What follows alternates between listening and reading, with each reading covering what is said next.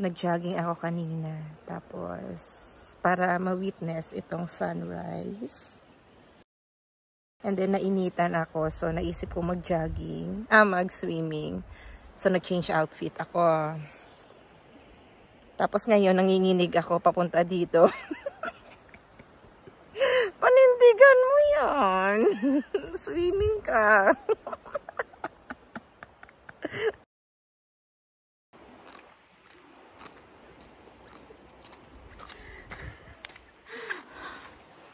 So, pinanindigan ko talaga mga friend.